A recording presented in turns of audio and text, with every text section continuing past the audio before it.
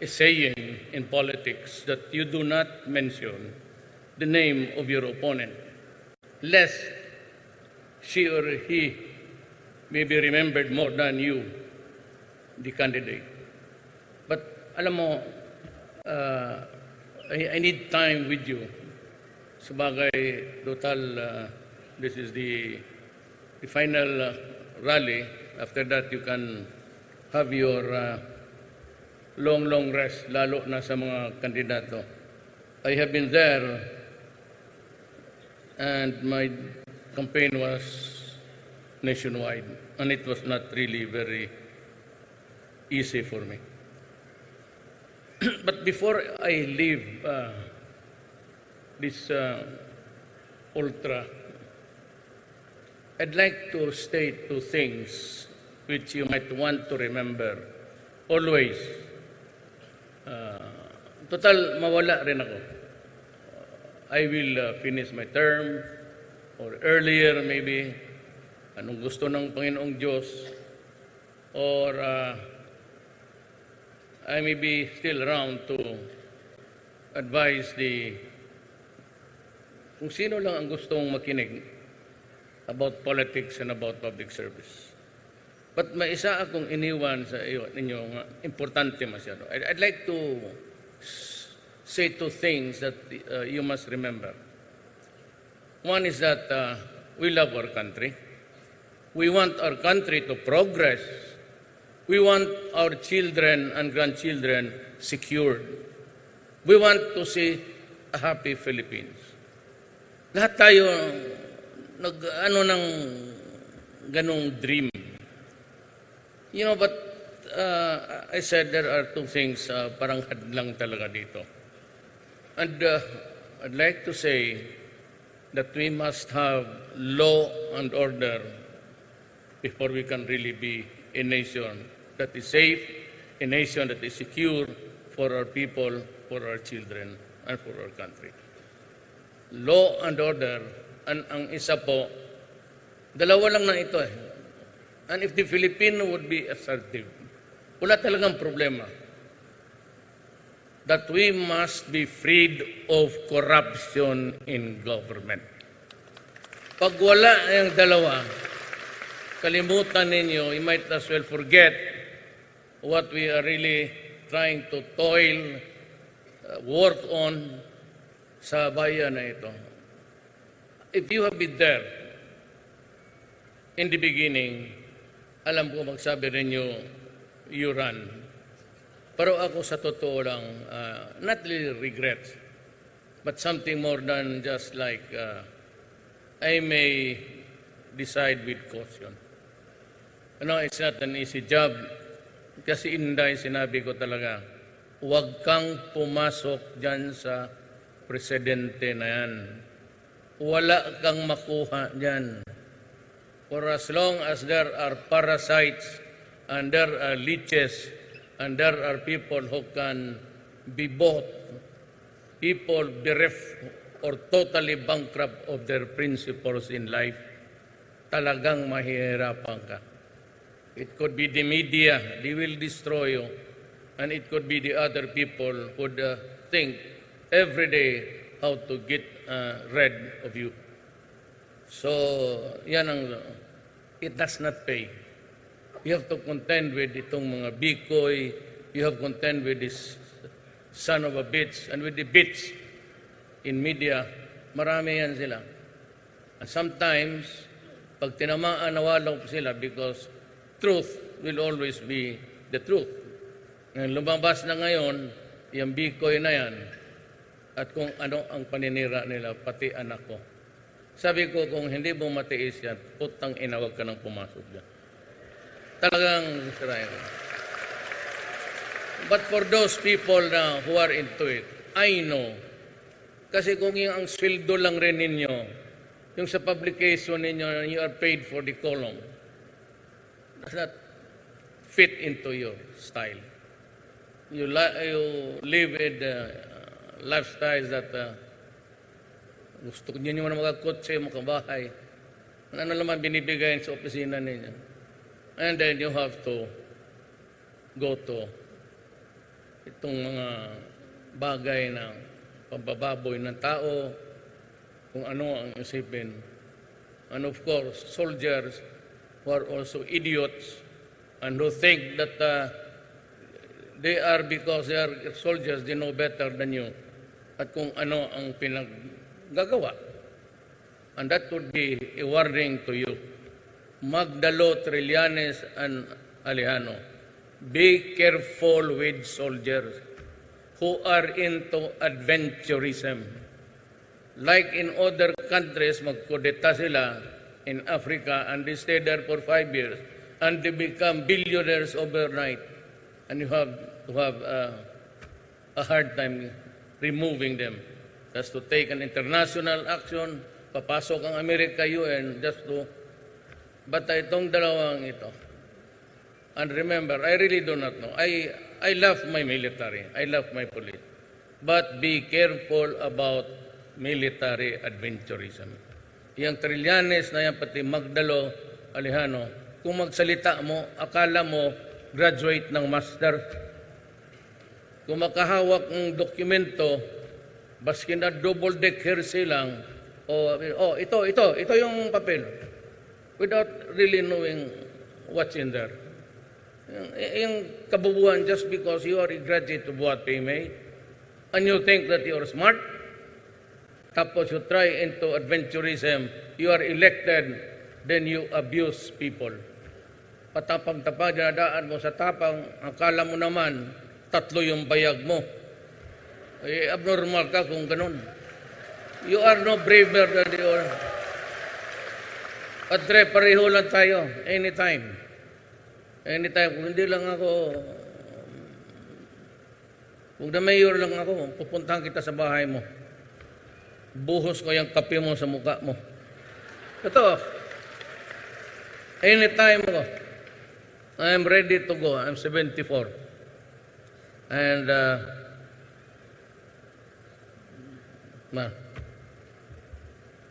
yan, you have to have law and order.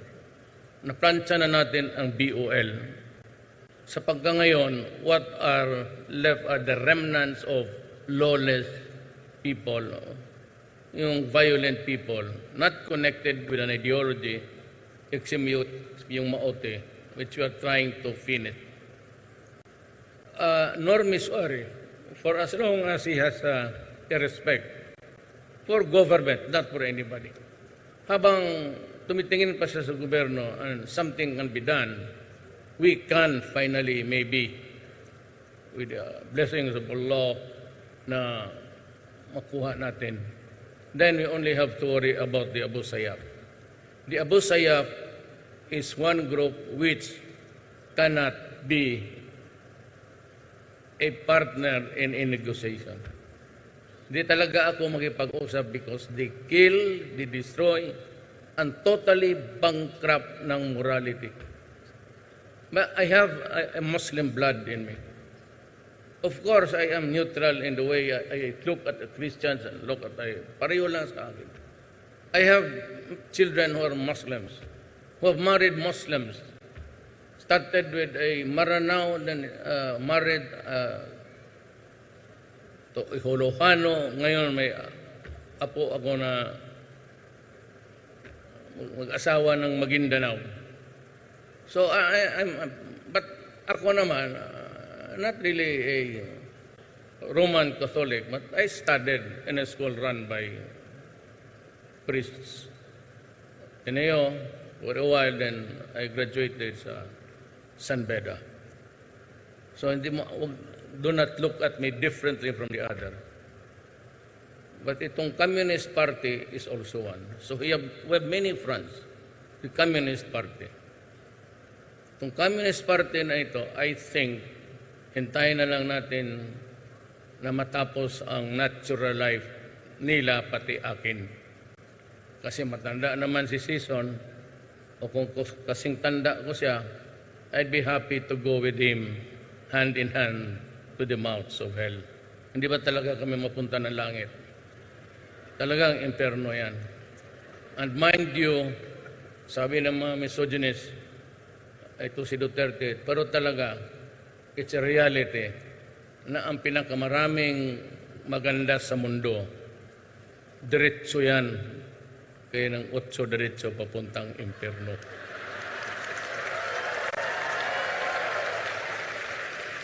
Hindi mo pupunta yung langit may magaganda ngayon? Totoo lang. Basta maganda. Pero yung maganda na hindi mabait. Pero kung maganda na, bakit atras-atras ka dyan?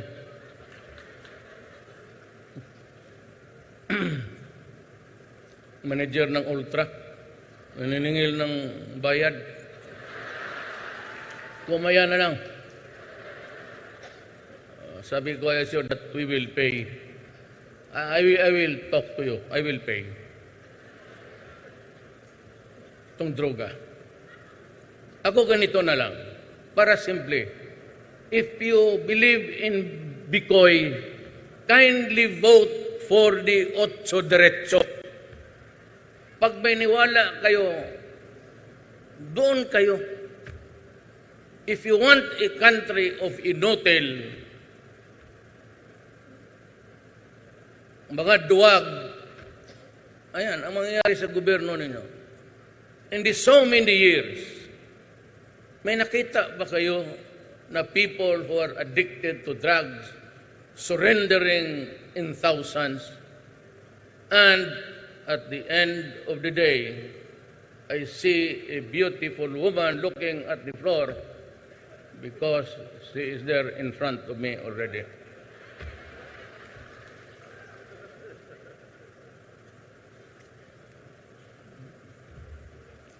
Saan nga tayo? Ano yung sinabi ko?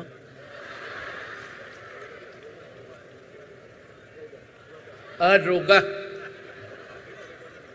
Ito mabutit na lang, may living witness ako. Secretary Alunan. I was still mayor of Davao City. He called us, all the mayor, in Malacañang. Tapos sinabi niya, I just came home from the United States. And I had a talk with people of the DEA, the Drug Enforcement Agency. At ang sinabi sa kanya, as related to us by him many years ago, panahon ni Ramos, he was a DILG. Sabi niya, sinabihan siya ng Amerikano, at the rate that your drug is being swallowed, your country is being swallowed with drugs, we will not be surprised if you become a narco state in a few years. And true enough, wala naman nag-surrender noon ng marami. Until I became mayor, dinala ko si Bato because he's the only one I trusted. Kasi kilala ko. And as a matter of fact, ito si Bato, and the rest of the guys na dumaan pagka-chief of police sa Davao, talagang fundamentally honest. Remember the use of the word fundamentally. Kasi yung mga police, natatanggap talaga yan. If they solve a crime, a kidnapping, magpadala ng lechon yung mga victim or magbigay, ako naman, it's all right, it's a reward. Pero kung sabihin mo itong mga polis ko sa Davao, ito si Coy, the Undersecretary of the DILG for the police, si Morente ng BID, ang Bato, si Bato, talagang he was my almost second to the last. Dumating ito sa Davao, kagka-graduate lang ng PMA, pumunta doon, nagpresenta sa akin, doon siya na-assign. Eventually, he got married. Ako ang ninong sa, isa sa mga ninong. And all throughout the years, nandiyan siya sa Davao, assign siya, then balik sa Davao. But he always preferred an assignment sa Davao kasi taga-roon siya. And the name Bato is really because ang lugar nila, his municipality, is called Bato. Kasi maraming bato. The place is called Bato. Siya, pagpunta, ewan ko, ano nangyari? Magdating doon sa PMA, naging Bato. Pero lahat yan sila na, ako hindi ako nagyayabang. Ito ang deal ko. Alam mo kasi ganito eh. Pag ayaw ng mayor, ayaw ng city police director or chief of police, talagang wala yan. Pagka bumigay ang mayor o ang chief of police mo, gago, apo, patay ka. Kaya ako nang na-assign sila, isa lang. Hindi ako napagtapang. Sabi ko lang, ito ang deal. Kung mayroong kayong previous assignment na naglalaro ng ganon, huwag mong dalhin dito sa akin. Mayor ako. Kasi kung hindi tayo magkaintindihan, putang ina, magbabarilan talaga tayo nito. Totoo yan. Ay, nung isang gabi lang, first time ako pinaalis kong lahat ng security. Alis ka dyan. Ayaw ko lang rin insultin nyo. But for the very first time, pagka-mayor ko, I was talking to a guy na nagdala ako ng baril. Kasi sabi ko, putang ina mo, pag hindi tayo nagkaintindihan, babarilin kita dito. Ganoon lang ang style dyan. Lalo na yung, alam mo kasi yung mga mayor, meron namang mga pamilya na, ito kasing Pilipinas, the politics are being played by the elite. Yung mga mayaman na matagal na sa politika at pabalik-balik na lang, kagaya nitong si Romualdo ng Kamigan, kung putang inan to, bantay ka sa akin. Sabi ko, pag makita kita sa labas, sampalin kita. Even during or after my mayorship. Paniwala ka. Magtalagang iwasan mo, buto ka talaga sa akin. Yung mga gano'n na matagal na, from the grandfather to the father to the son, yung pagkampanya mo doon, ayaw kang paggamitin ng stage. Tapos yung electric mo. Kaya gano'n yung iba, pinuputol yung O di patay ka. Itong animal na ito, pinapalusot ko lang eh. But after the election, nagpadala yan siya ng lansone. Pambawi. Sabi ko, tapon sa dagat yan. Padalang ko yan ng durian, pero saluid mo, kaya itatapon ko sa iyo. Mga gano'n na klaseng politiko. Bastos, you do not belong in politics. Bantay ka sa akin. Maasar ako, puntahan kita bukas. Do you want me to embarrass you before your constituents? Just let me know because I will do it. Puntahan kita dyan, mag-isa ako. Samahin kita sa impyerno. Time for us to rest. Kung druga, pag hindi ito natapos talaga. Kasi sabi nga niya, ngayon, noong na presidente ako, nakita ninyo by the thousands. Pati mga police generals involved. Ngayon man involved naman, ang police, putang ina itong mga police gago. Ang police, ni Roja, sino yung putang ina? Garbo. Ngayon ang RD doon palagi. So, hardest hit ang Visayas, Cebu, Bacolod, Iloilo. Yun si Udikta, patay na. Si Espinosa, patay na rin. Itong si Luot, General Luot, 2 beses na inambos, buhay pa rin. Kabugok naman ninyo ay. Alam mo, sabi ko, ganito yan. Hindi ako nagbibiro, ha? Life is a passing fancy in this universe. Pero ako dito, I have my own universal identity. Basta ganito lang kami sa Mindanao. My father is Cebuano, but my mother is Maranao. Mahal ko ang bayan ko. I love my country. Kaya, sinabi ko noong na mayor ako, I'm going to build a city that could be comfortable to you. I will return the streets, the plazas, public places. Ang sabi ko sa mga police, chief of police, ask your daughter and wife to go around the city and they come home unmolested, unbridled by any whatever, disturbance, robbery, or rape. They come home happy. That is the standard I want for you to do. Ngayon, napunta kayong Davao, ganun talaga. They are walking around free. Hindi ka maglalakad sa daan dyan pagka alas 12, curfew na. Ginusto ng tao eh.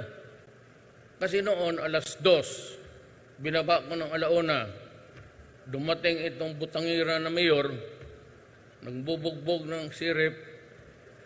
Sabi niya, ngayon, alas 12 na lang. Kaya mag-order ka sa Davao, tatanggalin niyang ano mo. Because doon, at 12 o'clock, sarado talaga. Yan, nagustuhan ng tao. You don't fuck with drugs there. Otherwise, matagal. Sabi ko, do not destroy my city because I will kill you. Nung presidente na ako, sinabi ko, do not do drugs in my country. Do not destroy the young of my camp, our daughters and sons, because I will kill you. Yan, that statement is directed to the human rights. Putang ina, uubusin ko talaga yan, tignan ninyo. Huwag dito.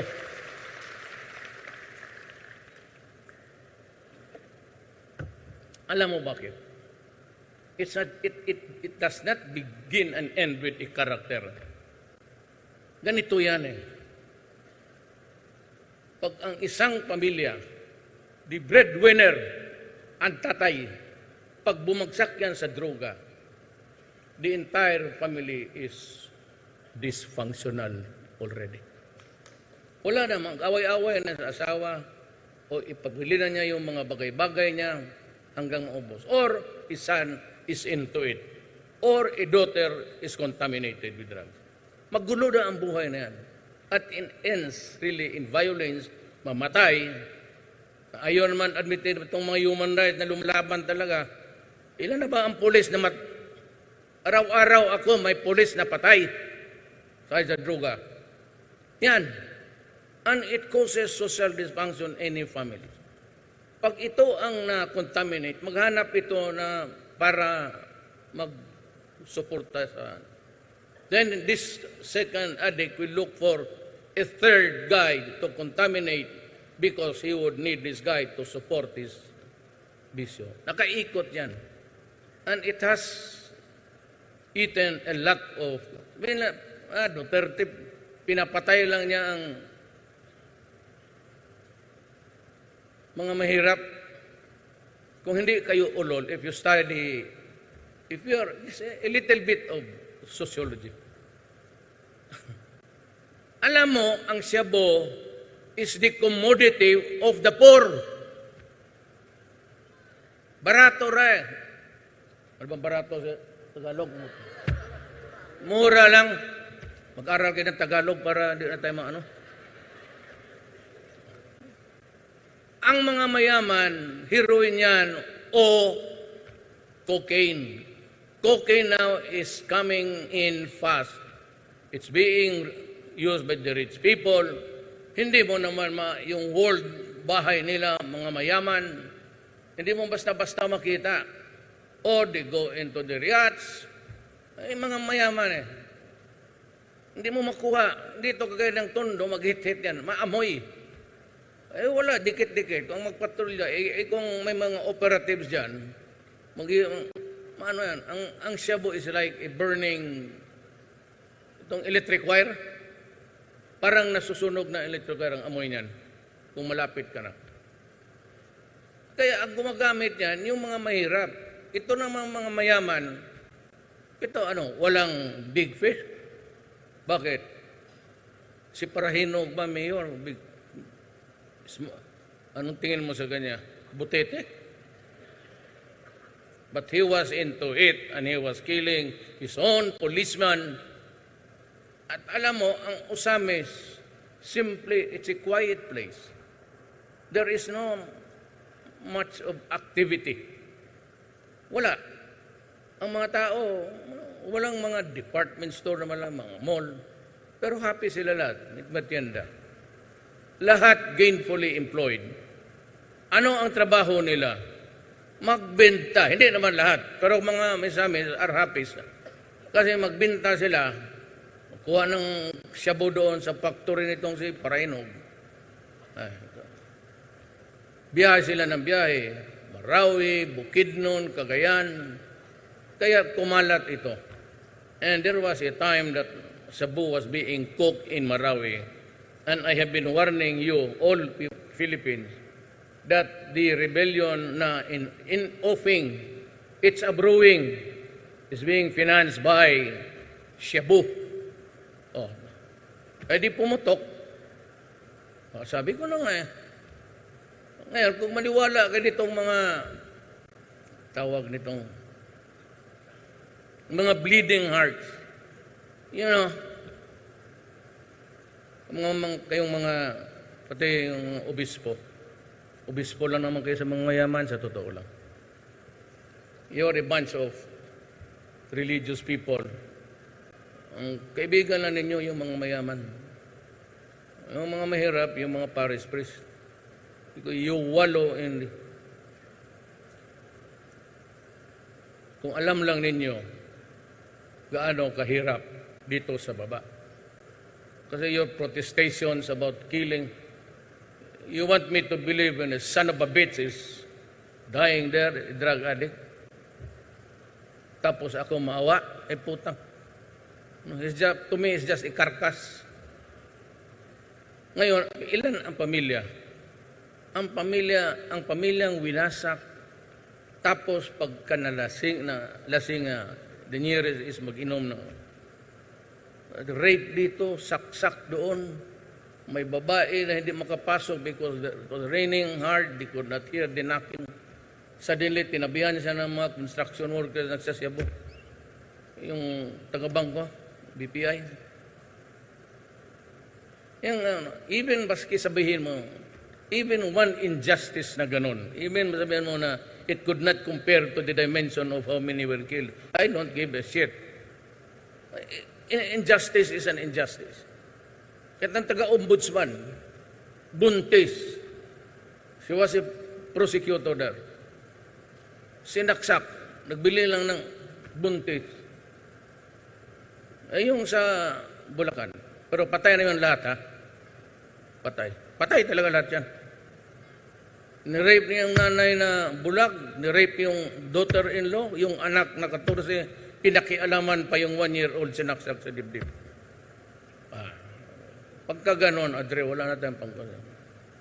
Wala tayong, wag mo akong takutin yung kurti-kurti, yung na ICC na, ICC. Para kayong buang dyan.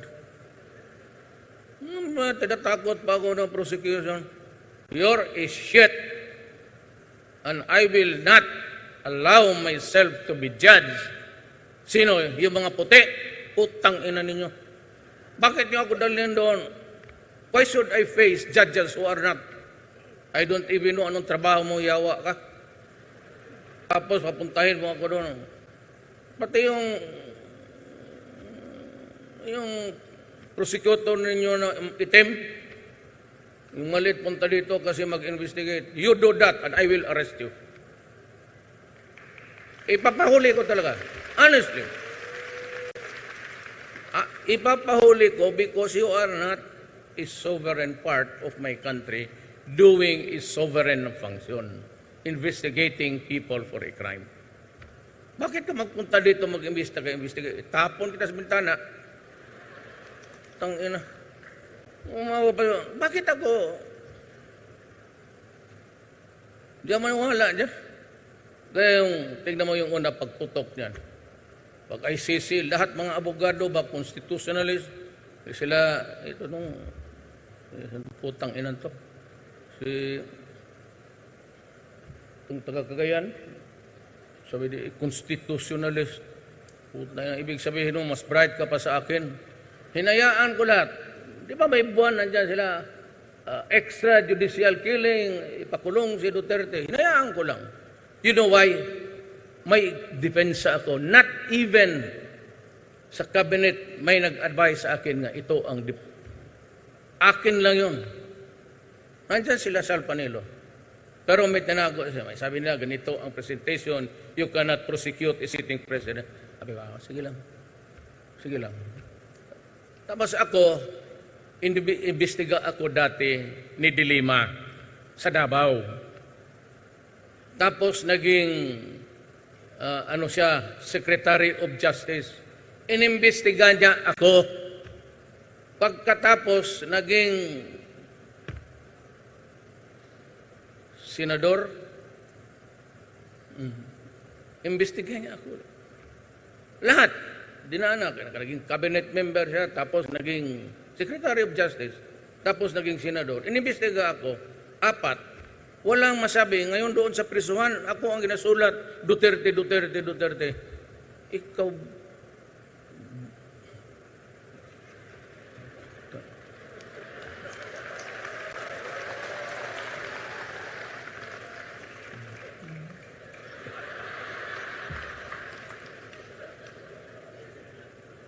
apat na beses mo ko inimbestiga. Pati yung raportor.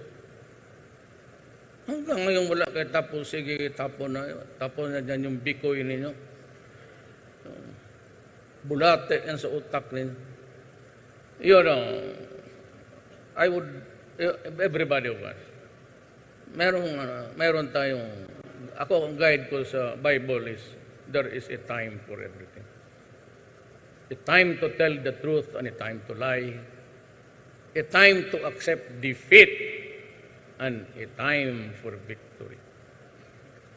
A time for plenty and a time for want. Ngayon ang mga pare, nung una sinabi ko na, kasi ayaw talaga ng Katoliko.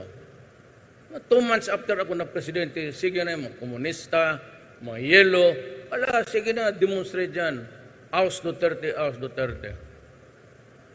Sabi ko, sige lang.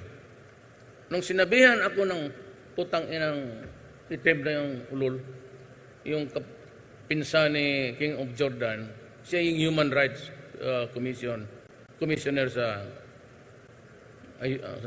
doon sa Europe, na ba Duterte needs to look for a psychiatrist to cure him. Doon ko na binitawan ang depensa ko. Sabi ko, hoy, tang inang letse kang, wala kang buhok. Baho mo. Ganito yan. Nung sa Davao, imbestigahan ako ni Dilima. With all the noise, I will prosecute, I will send to jail a mayor. Sabi ko, ang tangina mo. Kasi ganito yan. Nung may disupina na, so ay nag-aral na ako. Nakalimutan itong gaga na ito, na prosecutor ako. I was doing trial work every day for 8 years. So what about? Well, what about? I studied my case. Yung treaty, yung sa Rome Agreement, about yung extrajudicial lahat na crime against the humanity, nag-aral na ako. Yung treaty, pinirmahan ni Estrada. Pagkapirma ni Estrada, dinala nila doon in their excitement and stupidity, ni diretso sila sa Congress to have it ratified. So ni-ratify ng Congress, and their eagerness na pagpapabilib ang mga ulol yan. Huwag kayo dito kayo maniwala. Mga ulol lahat yan. Pati yung mga media niya. Tordesillas, baroon yan. Pera-pera lang yan. Dinala nila sa Rome kaagad. Pagdating doon sa Rome, they attached the agreement. And that was it. We were now a member of the ICC. Nung binasa ko, tinignan ko yung history from Congress. Sabi ko, was this published? Inutusan ko si Bong sa Bureau of Printing. Tanungin nila kung pinablis ba itong para sa Rome Agreement. Wala. Yun ang sikreto na tinaguan ko. Noong nagkainita na, sabi ko, hoy, mga ulol, yung mga constitutional sila, Lavinia, saan ba kayo nag-aral? You think that you know better than I am? Pareho tayo, abogado, buang. Buti pa nga ako na 75 lang. Hindi ako constitutionalist. Constant companion of.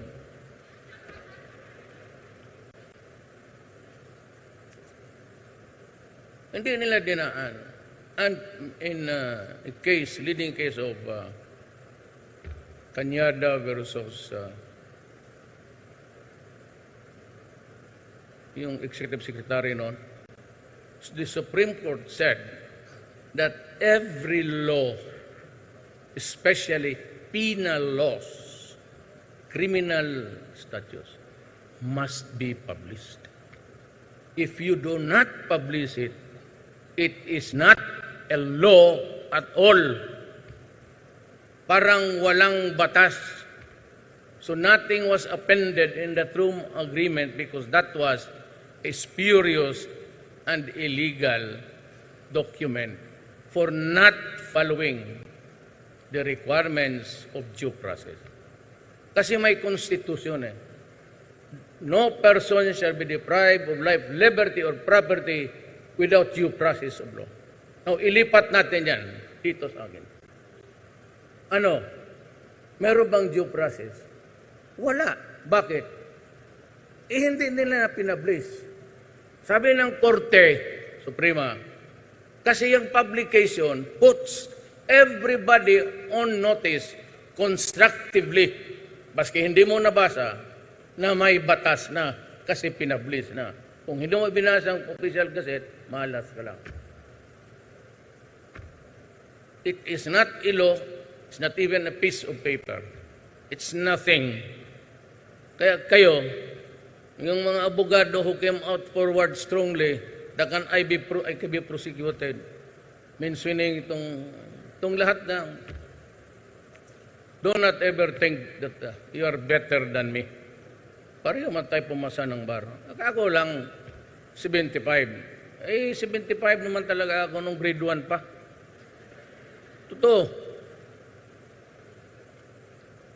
Yung nanay ko sabi niya, Rodrigo, hindi na ba talaga ito mataas? Maestra yung nanay ko yun. Sabi ko, ma, hindi ko naman kailangan yung 77, 76. Yung sobra, it does not really matter to me. Ako, basta yung target ko, 75. Pag nakuha ko yan, akyat ako. 75. O pag akyat, 75. 75, 76. Mayroong taon, nag-78 ako. O, tapos yan. Dahan-dahan. Sa loob, yan sa Mindula, yan sa Ligarda, Kanto, meron dyan, ice cold beer. Diyan kami nag-graduate sa College of Law. Sige, inom mo ta. Kaya 75 lang. Sabi ko na, mag-aral tayo pero mag-inom tayo. Tapos pagkagabi, ang girls, so, karami dyan sa San Marcelino noon. Mga, si YMC ako nakatira. Diyan sa Aroseros. Yung mga magagandang estudyante ng Philippine Normal School, mga taga-probinsya, mga tisay, doon naubos ang College of Law namin. Pero take one ako. Pero alam mo, 75. Wala naman kayong lugi. Baka sabihin yung gobyerno ko inferior 75. Ang mga cabinet members ko, tugade. Yun ang valedictorian namin sa klase.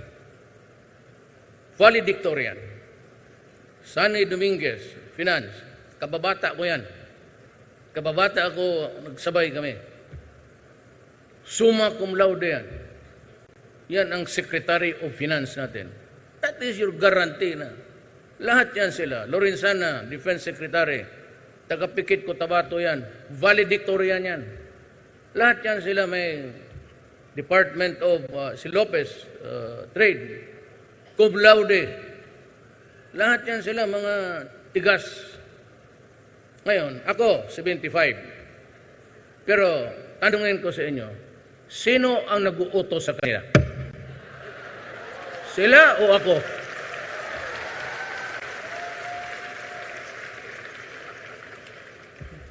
Inang yan.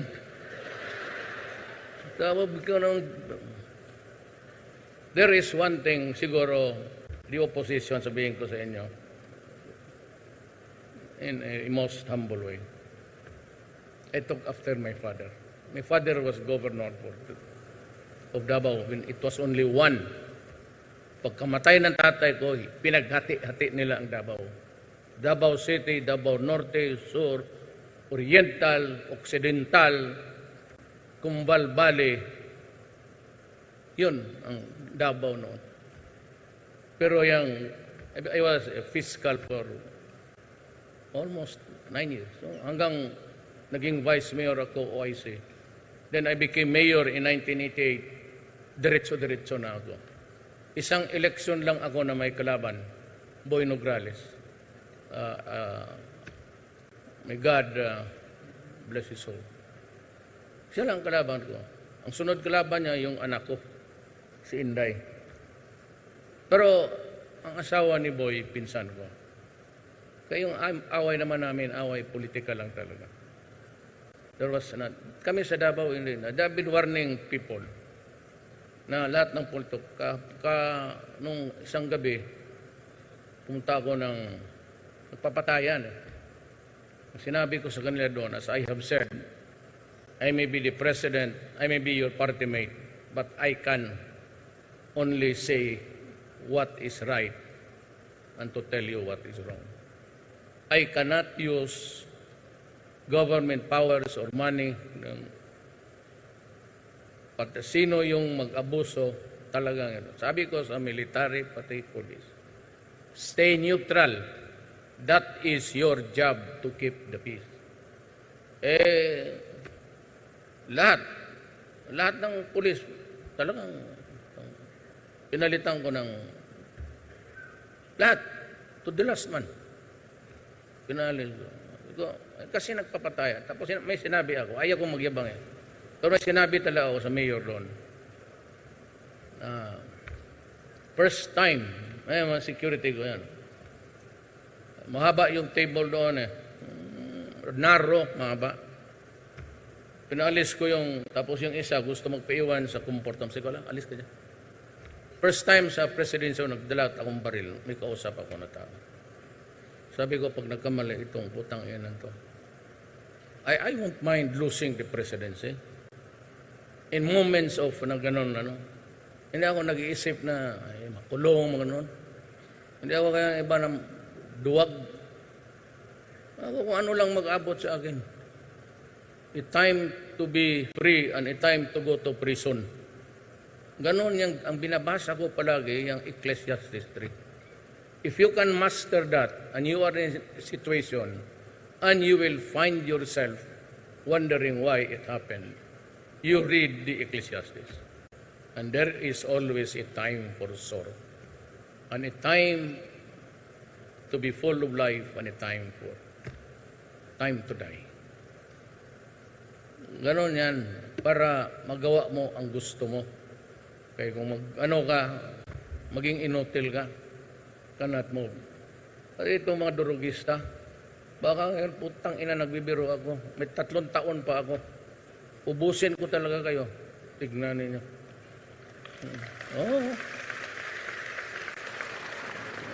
Palakpak kayo dyan, baka na kayo pang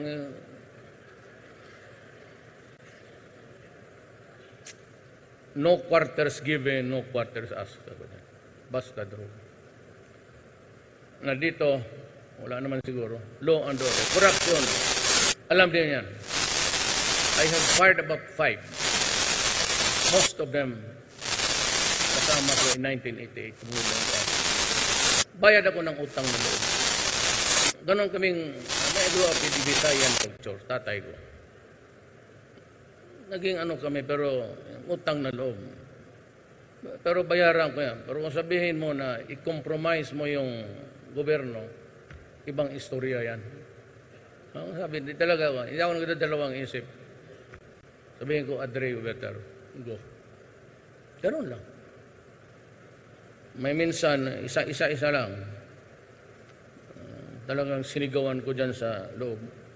Because I had the goal to lie on me in front of every cabinet member. Kaya ako pumutok. Kinutang ina. Pero others, quietly, as softly as I can. Now, dito tayo sa politika. Yun lang akin is, para you're put on notice na yun ang programa ko. Total yung man ang sinabi ko. When I was campaigning, I never made any big ticket promises. Why? Because I was not sure where I would be situationally. Amerika, tapos China, kasi inaway ni Noynoy. Nung ang China showed a little bit of animated discussions with us, ito naman yung sa mga Amerika. At the last hour na binili natin yung armas because we needed it sa Marawi, it was a brewing. Presidente ako, yung mga pinsan ko mismo sa Lanao del Sur, tumatawag na sa akin. Sabi, pinsan, nagpapasahan na sila ng armas dito, harap-harapan.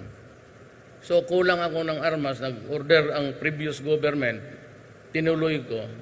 But the Americans, for all of their whatever, somebody stood up in Congress, objected to its delivery. Kaya ako napasubo. So I went to China to explain. I was received well. Sinabi ko ang problema ko. Sabi nila, no need to pay. We will give it to you for free. Pumunta ako ng Russia, naging ako. Nagkaibigan kami ni Putin. Sabi niya, no problem. I'll give you plus some other things. To this day, I have not heard Putin or President Xi Jinping ask something in return. Ni toothpick, wala. So, alam ninyo, presidente ako, hindi ko masubag ticket. But then China came in and made friends. May sige. Yung EDSA sana was one of my promises. 5 lang yun eh. Crime, droga, anti-graft, then sabi ko, yung mga farmers unahin ko. So when I was campaigning, I promised them that itong irrigation, nagbabayad ang mga farmers, sabi ko, for free na yan. Ginawa ko nung na-presidente ako. Wala akong kasi hindi ko alam eh. Nung nakaibigan kami ng China, then alam ko na, there was relief in sight. Kaya salamat. So ngayon, kaibigan, you see the little things that are being built there. And hopefully, hindi mo matapos lahat. It takes a long time to finish those things. Pero at least may makita na kayo. Eh kung yan lang naman ang kaya ko sa buhay, wala akong magawa. So yan talaga ang totoo. Huwag kayong maniwala kayo sa kanila. Sabi ko, doon na kayo sa kabila. Because I need men sa Senate. Kailangan ko ng mga tao na hindi, mamaano yan sila, but delay. Kasi ayaw, yung iba kausapin pa, gano'n. Eh kung magsabi ito, ako gano'n eh. Ano ba, legal ba to? Pag magsabi yan sila, sige, go. You know, there is one thing that I'd like to share with you. And I'm not trying to make pull any chair. There is not a transaction at all involving public or private funds na kontrata o whatever there is activity in this government. Hindi yan umaabot yung papel na yan sa lamesa ko. It begins and ends with sa kanila. Tolentino, talagang hanggang dyan lang. Kaya kung kayong mga oposisyon, sabihin ninyo, ikulong ninyo ako ng corruption, good riddance, wala kayong makuha sa akin. Kasi umiiwas ako. Ang aking kinukuha is 200,000. Yan ang sweldo ng presidente. Ang inaliit. Totoo talaga. Kung alam ko lang ganun kahirap, bagay libre ka bahay, bards ako, kasi doon ako nakatira sa, hindi naman ako nakatira sa Malacanang. Empleyado lang ako dyan. I am just a government worker. I do not consider myself any more than just what is available to the average. So yan. Makulang makuha sa akin. Korupsyon? Baski 5 sentimos, wala kang hindi ako nagpipirma. Wala akong magpirma ako ng allowances. 200. Dalawa ang pamilya ko. Doon sa isa, kila Inday, yung isa doon. Wala na akong baon. Sabi ko, bigyan mo ako kunti dyan. 2 asawa. Yung isa kurip. Yung 2 kuripot. Sabi ko, wala naman kayong gastusan. Yung mga apo. Yung isa may anak ako. Ngayon, noon, anak ko. Ngayon, apo na naman. Wala ka. Kailan ka ba magpaghinga pala nito?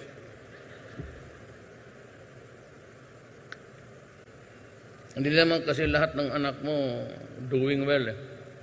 May iba, iday. Pero yung iba ayaw magtrabaho. Ganun lang ang buhay. Ito sa totoo lang.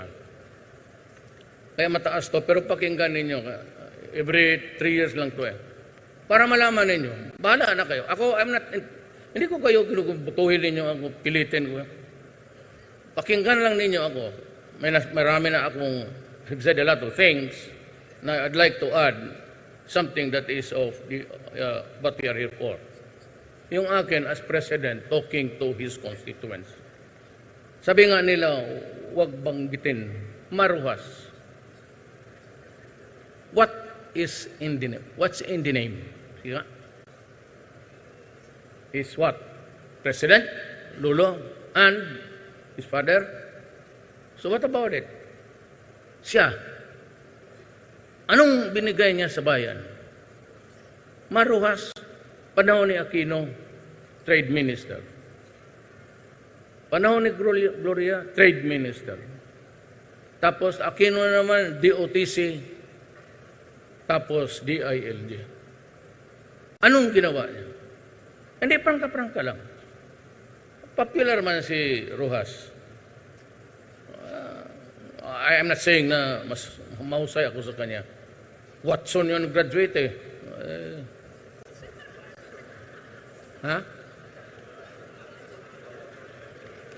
Wharton. Yan sa kakabiro ko kasi Wharton. Watson, marami yan yan. Kasi sa Davao. Alam mo kung bakit ako biro ito? Ako when I always say, kailangan mo ng references. Ako, when I took my oath of office as mayor in 1988, tinanong ako ng media. Yung wala ka kung nasagot. Sabi ko, the party that I am with now will be the party that will be with me when I retire. Ganun siya. Tatay ko, ganun. He stood to his ground and he got rewarded. But that's a long story. Itong batang ito, ang hindi ko gusto, pagkawalang bayag. Let me relate to you a story again. Nung pinatay si Flor Contemplacion, talagang pumutok yung utak ko.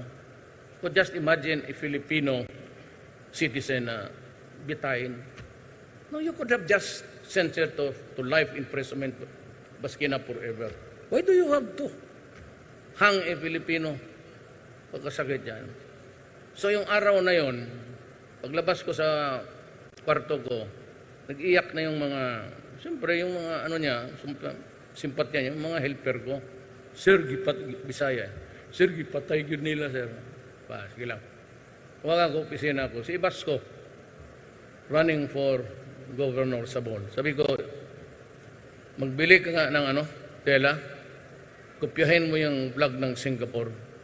Sabi niya, saan? Sabi ko, tangina, yung dictionary na yan na malaki dyan sa City Library, tignan mo sa likod. Yan yung flag of nation. Kopyahin mo. Magawa kayo ng pakyawin mo. Paspas. At 12 o'clock, bumaba ako, sinindihan ko. Tapos sabi ko, fuck you, Singapore. Yun. That was fast. Pero, nagkaroon ng gulo. There was a diplomatic crocus. May tawag, Malacanang. Napupunta daw si Secretary Alunan, DILG. Kausapin ako para mag-apologize. Sabi ko, mag-usap na lang kami, ma'am. Pagdating namin, palapit na sabi, nasa insula na lang kami magkita ni Secretary Alunan. Sabi ko, sige. Tapos sabi niya na, the President wants you to write a letter of apology. Sabi ko, sir, I would rather step down or you can fire me. Hindi ako I will not contest it. You can fire me or I will step down, but I will never apologize. Ayaw ko talaga. So, sige, sabihin ko.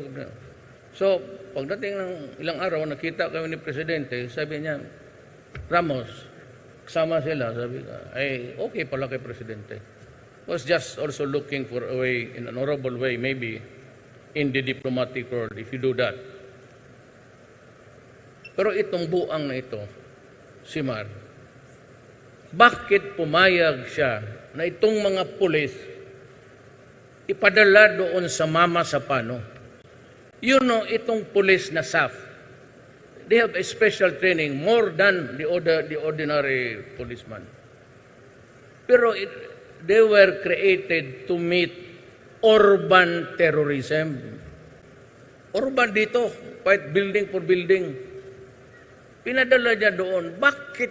Ang una-una, the biggest mystery until now, and nobody, it's always in the mind of Purisima Rojas, pati si Aquino. Bakit nila pinadala ang mga pulis? May training ang komando. They were not familiar with the terrain, the topography of the place. About 6 kilometers away, nandoon yung 4th Division ng Army. Dito ako galit sa kanya talaga. Ang una, bakit di siya magsabi, Mr. President, bakit ang pulis ko padala mo? Bakit yung army, yung pulis ko dito lang yan sa... I mean, hindi ako nagko-compare. Pero ako, sabi ko kay Presidente Ramos, I will resign. Or you can fire me. I will not contest it. But I will never apologize. Itong buang na ito, buhay na mismo. Alam niya madidisgrasya eh. Ako nung nalaman ko na sabi ko disgrasya, ubus yan. Because they were not entering a camp. They were entering a barangay, a big barangay, the territory of the MILF. Doon sila pumasok. Paglabas ng to the last man nakuha, gabi na, alas 7. Anak ng puta, puro patay lang. So sabi ko na nga. And I know because I was in Zamboanga. I was there to talk to Itausog, mga pinsan ng mga anak ko, na Moro. Eleksyon tatakbo ako. But yet they invited me. So pumunta ako sa Andros Air Base. Ako pati si Beng Climaco, Bong, at may isa pang opisyal. Pinatawag ako ni Presidente Arroy. Di pumunta ako doon. Upo kami. Good evening, sir. Upo na siya. Tapos maya-maya, may note na lumalama. Tumitindig silang dalawa. They did it about 3 times. Diyan sila sa likod. May space diyan siya. Sige sila istorya. Pero yung mukha nila sira na. Yung nature. Sus Mario Joseph. The whole day, ni isang tao, 2 tao, walang reinforcement. And because of one fatal error, they were afraid they would violate the agreement that government cannot enter the MILF territories until there is peace, a negotiated peace. Hirap ano. Ngayon, pwede na tayo. Nagtalaw. Pumasok yung kaduwagan. Sana niyang kausap na lang, ayaw ko na lang sabihin. Siyempre, dala. Pero ako, I will not allow. You call one more and I will go in. Tao ko yan. Kaya hindi ako believe kayo. Kung yan ang naging presidente ninyo, patay kayo. Hanap ka presidente, magsabi mo, putang ina, patayin mo yan. Kaya nitong ulol na ito. Tapos ikaw, presidente ka, ayaw mo pumunta ng kulo, ayaw mo pumunta ng kasi kamatamaan ka. Kung ikaw magpresidente, mayor, ganon, expose ka sa tao, pag takot kang mamatay at takot kang pumatay, huwag kang tumakbo dyan, hindi. Philippine political contemporary situation. Ganon talaga. Hindi yan sabihin mo na maday. Hindi naman pagtapangan. Well, just stand your ground. Dito ako, nandiyan ka. If you do not move, it will result into something else. Bahala ka. Kasi ako, preparado. Tapos magsenador na naman. For what? You have shown us everything that you could dish out. You've been so many places here and there. Kung yan lang ipakita mo nyo, basahin ko maya. Bam Aquino. Sige lang English. Tagalog naman tayo. Ako nga dito na Bisaya, baski hirap. Hindi pa marunong minsan yung appropriate word sa Tagalog, makalimutan ko. In Davao, it's a melting pot. Marunong ako maghambal sa Ilonggo. Kasi mga classmate ko, mga Ilocano, nakakaintindi ng Ilocano, hindi mo ako nakakaintindihan ako ng in-check dahil ang lolo ko Chinese sa mother side. Lola ko, nanay ko mestiza. Marunong rin ako magsalita ng yung native Dabawenyo tongue. Kaya kaming yung lalo na yung mga anak namin, hindi nyo maintindihan. Kasi pag makausap mo, though it's not their fault, they go in and out of Tagalog pati Bisayan words. So hindi mo makuha lahat. Pinaghalo-halo na ng mga anak namin yan. That's why yung prejudice sa Bisaya medyo nawawala na. Kasi yung manang dahilan rin. Yung dahilan na alam mo noon sa eleksyon yon, sinabi ko yun, ito namang media na ito, kunwari nilabas, nagyayabang ako. Yung biro-biro na Bisaya. Ako may kasama ako sa eskwelahan. Binaril ko talaga sa loob ng eskwelahan. Yung slur na Bisaya. Bisaya, bukid na. Ganon. Tangin ako. Atong mga Bisaya, alis kayo. Itatatlo lang kami Bisaya. Sabi ko, pag tinamaan mo ako po, babarilin kita. Kahit tinamaan ako, binaril ko.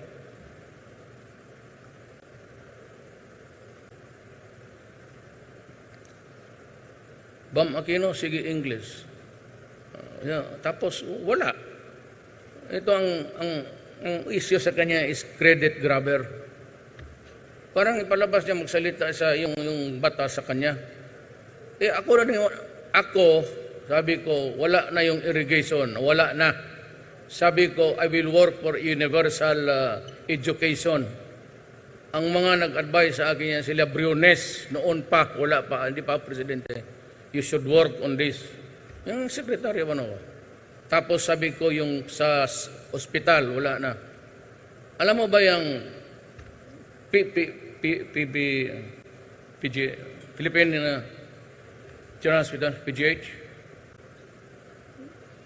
Nalaman ko yan na sabi ng mga tao, pati daw mga intern yung nagpapractice ng doktor, magkukontribute yan sila ng pera para lang makabili ang tao ng medisina. So tinawag ko, bago ako presidente, tinawag ko si Pagcor. Sabi ko, alin ka nga Pagcor? Sabi ko na, may pera ka pa? Sa meron. Tinawag ko yung doktor, yung staff ng PGH. Sabi ko, ilan ang ano ninyo yearly medicine? That's about 64 million. Kung magkasya, lang sa sagot. 64 million. Sinabi ko sa kanila, kung bigyan ko kayo ng 100 million, okay yan. Oh, sir, makatulong na yan. Yearly, sir, no? Monthly, 100 million kayo. Totoo, punta kayo ng PJ. Kung nakipunta dyan sa ospital ng mayaman, di kayo nakakabayad dyan. Kung medisina lang meron, hindi ninyo maubos yan. Kaya maghanap kayo ng sakit para maubos yung pera dyan. Totoo, 100 million yan sila. Ang Philippine veterans, 50 million a month. Ang AFP Center, 50 million a month. Hindi na nila maubos yan. Kaya inuuna ko talaga, hindi ko lang pinagyayabang. Pero ayaw ko magbandera. Pero gusto ko rin malaman ninyo kung anong ginagawa namin. Ito katagal-tagal na itong mga yun, hindi talaga naisip nila yan. Sige lang itong mga Gary Alejano, Jesus Mariusep, ang pagong na maya. Ito, kala mo kasi nakagraduate ng military school, kala mo sinong sikat. Walang alam. Tapos, yan lagi ang mahirap. Be careful with soldiers who are into adventurism. Yan ang mga classic magkudita ng mga diktador. Alejano. Walang alam. Ganun rin kay Trillanes. Makahawak ng dokumento. Akala niya yun na. Yung Xerox copy, ibandir na yan. Putang ina, yung Xerox copy. Hindi ebidensya yan. Makahawak lang ng Xerox. Oh, ito. Ito yung reckless. Alam mo ginawa nito? Nandoon sa Makati, nagwala. Tapos nagpunta ng Peninsula, nagkain, inubos ang steak. Natulog doon, tapos dala yung mga tuwalya, pati yung mga bedsheets.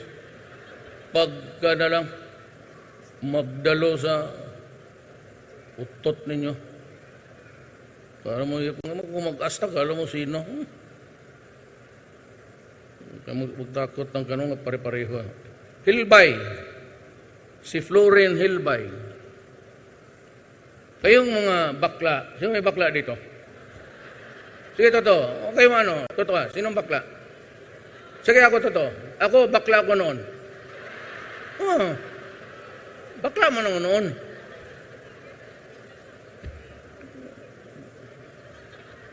Tapos na kilala ko si Bernard Romulo, naging lalaki ako sa awa ng Diyos. Bumalik. Huwag tawa dyan, basta lang hindi totoo.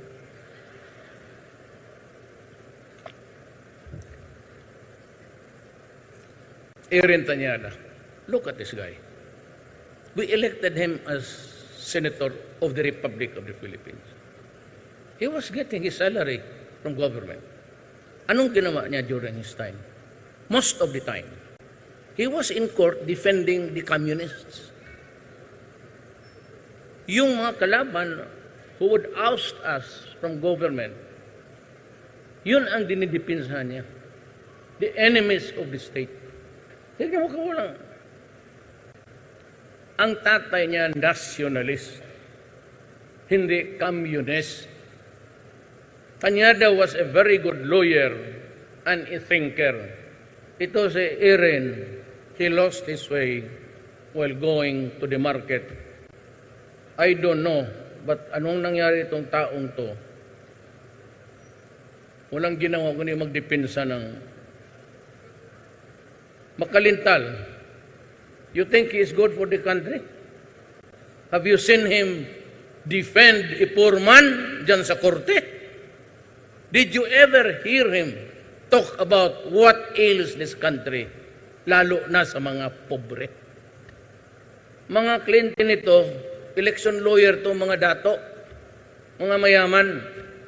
I have not seen him defend a poor man. Shell Diokno, ganon rin. Sige lang salita. Sabi na, tinanong siya, anong nagawa ni Duterte sa iyo? Sabi niya, no smoking. Ako, utang ina, ako believe ako no smoking. Kung ikaw ang mayor, makaya mo ka no smoking? Sa Davao, sabi ko noon, I will implement no smoking, sabi ng mga tao, hindi mo kaya yan, Duterte. Ano yan, kasi addiction yan eh. Sabi ko, hindi bale, subukan ko. Hindi mo kaya yan. Yung mga kabarkada na kababata mo, mahirap yan. Nang nigarilyo sila. Sabi ko, sige, subukan natin. Sabi ko, no smoking. Pinakain ko yung putang inang foreigner. Kainin mo yung sigarilyo mo. Pasabugin ko yung bayag mo, litse ka. Pinatungan ko ng 357. Tapos marunong sa baril. Kinak ko talaga eh. Yung hammer. Putla siya. Simula noon, Davao. Sa labas, kainin mo. Putang ina, kainin mo yan. No smoking. It's healthy. Do you think, bakit ang cancer may tama ang asawa pati yung bana? Kasi kami hindi lang asawa. May bana is sa amin, is the husband. Asawa is the wife. Sa mga opisina, tingnan ninyo ang statistics noon. Cancer. Pare-pareho ng mga empleyado pati yung mga lalaki. Why? Because of the second-hand smoke. Kaya ang asawa mo pagka nag-cancer, mo sabihin na, iyo yan. Lalo na yung mga style noon. Tatay ko. Tapos, dyan sa ashtray. Puno. Kaya alam ko yung tatay ko, mamamatay talaga ng, sabi ko, ito. Patay. Mabutit na lang, nanay ko medyo, maranaw eh. She lived until 97 years old. Tatay ko died of 56. Yan, sigarilyo. Pagka, may gusto ako ngayon, pero wag na lang.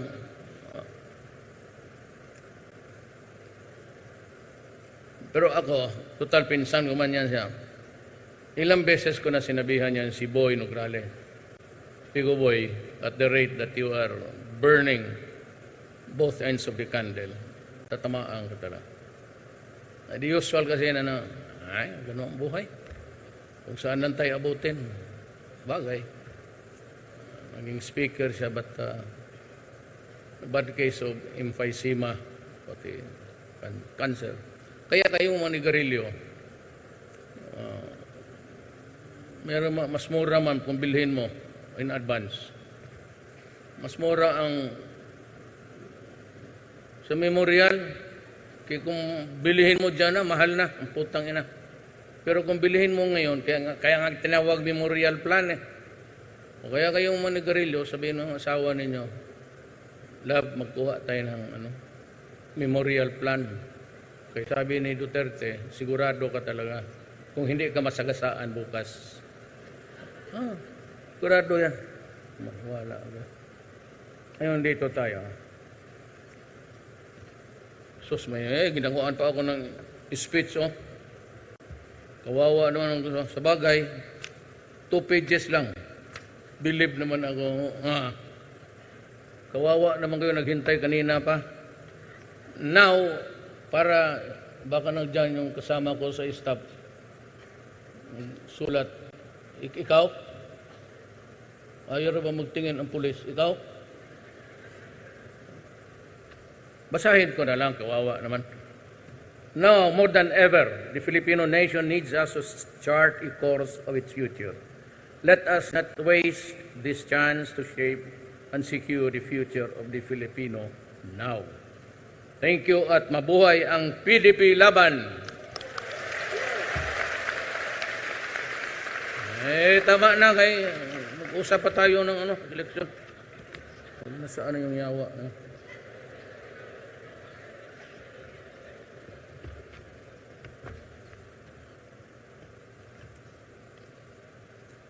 Thank you. Dong Mangudadato. Anong contribution niya? Okay.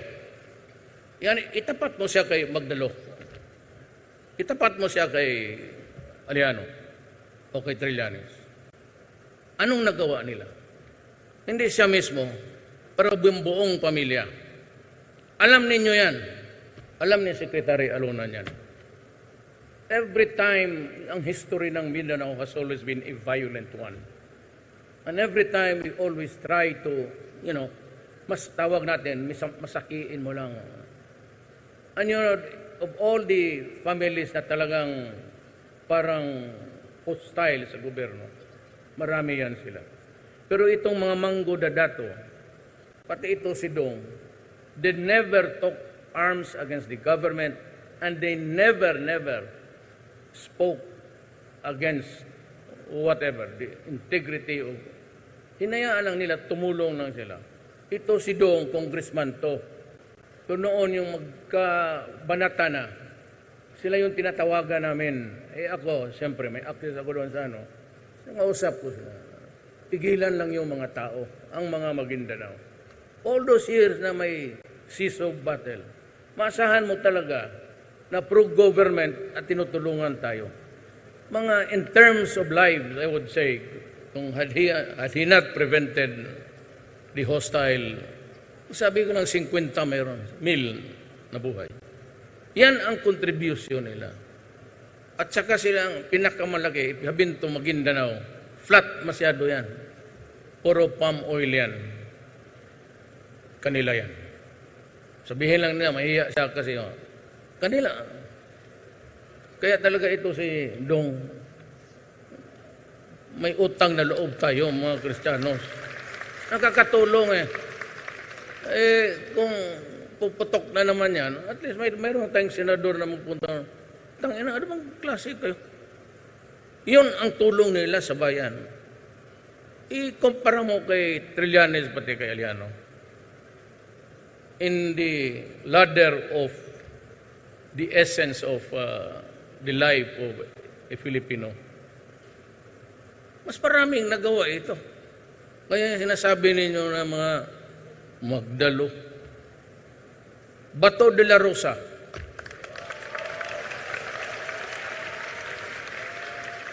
sabi ko, wala akong chief of police o city police director. Maniwala, magtanong kayo ng taga Davao na may police ako. Behave ang police doon. Walang checkpoint doon. At ako, ito, nakikita. Nanampal talaga ako ng pulis. Totoo lang. Sipa. Pero yan sila sinabi ko talaga. Wag. Pero ang suporta ko nandyan. Mga pulis nagkasakit, mga pulis nagkakaso. Ako yung magbayad ng abogado. Ako pa magbayad ng take-home pay nila.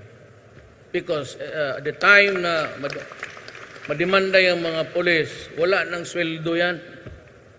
Wala nang kainin ang pamilya. Wala nang bigas. Wala nang panong.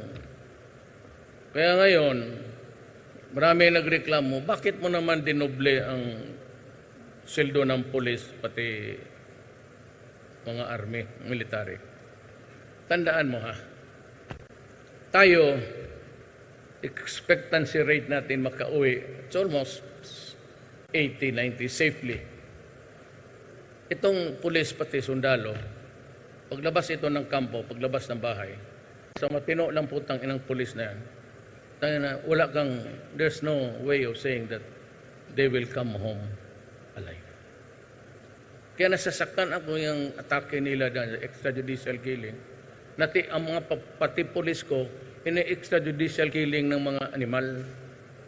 Kunukuna ng baril. Natuto na rin silang pumatay talaga ng pulis para makakuha lang ng armas. Yung pulis nagtatalikod dyan, pagka nagkaisa yan, putok. Kaya sabi ko sa mga pulis ko, be careful. Be careful.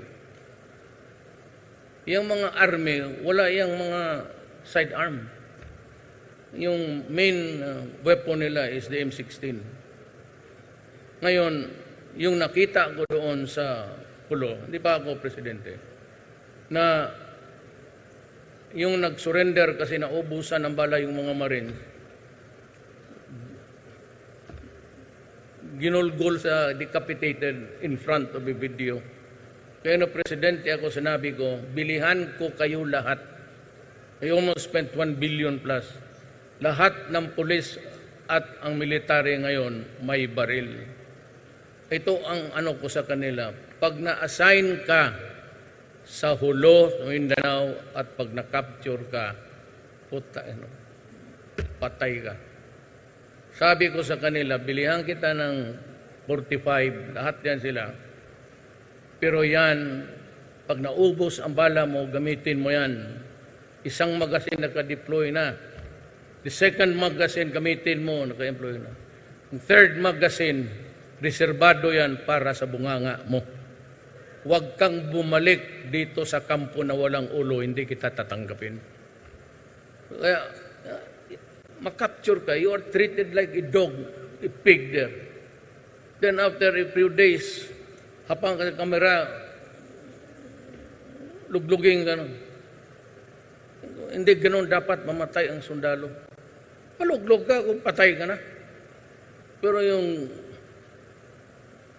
mawalaan ka ng dignidad sa pagkatao mo, para kang kambing dyan. Biglang last magazine, kainin mo lahat yan, bala dyan. Yan ang utos ko sa kanila. Hindi nga maganda, pero yun ang pinaka-practical para sa amin. Huwag kang mag-surrender, nabababubuyin ka lang, tapos luglugin ka, putulin yung ulo mo sa harap ng tao. Bato de la Rosa, Bongo. Sabi niya, huwag daw niya habaan.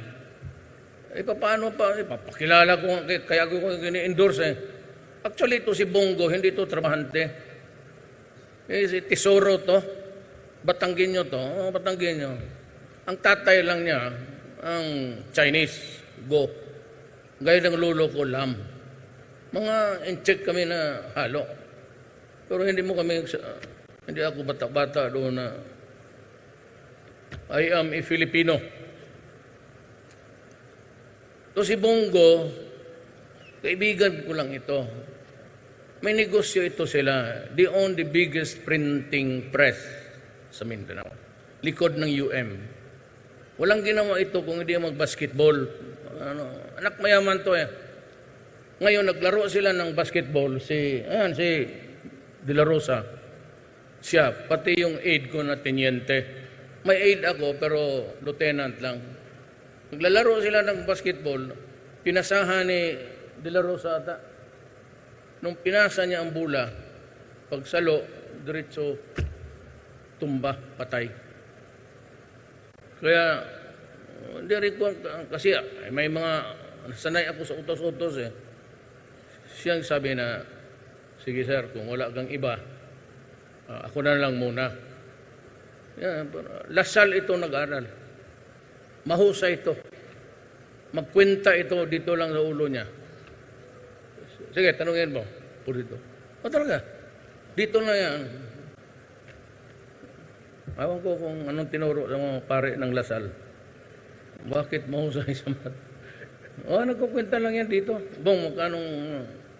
Kaya kung magtanong ka ngayon, magkano ang margin ng victory mo, tanungin mo siya. Ngayon na, sabihin niya sa iyo, ito ang lamang mo. Coco Pimentel. Parang ako tuloy ang manliit dyan. Basta ito, si Coco is a very good public servant. May prinsipyo. Pero pareho ko, nakadalawang asawa yan siya. Hala, nandyan si Mama kang sabihin na naman misogyny na, totoo man.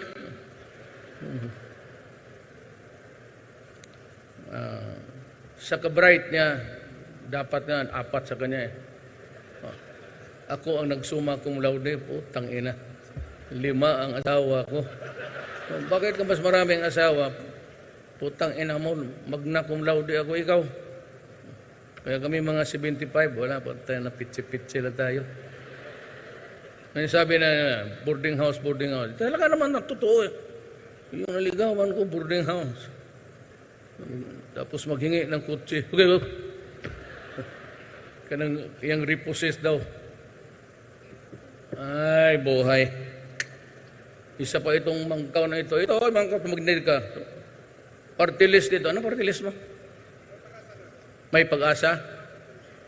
Ito yung mangkaw na may sini mangkaw story. Rebuild yan mga buang. Kasama man yan. That's why, mangkaw. Pero mahusay ito. Para, sa totoo lang, party list, i-announce pa nga ng matmatat.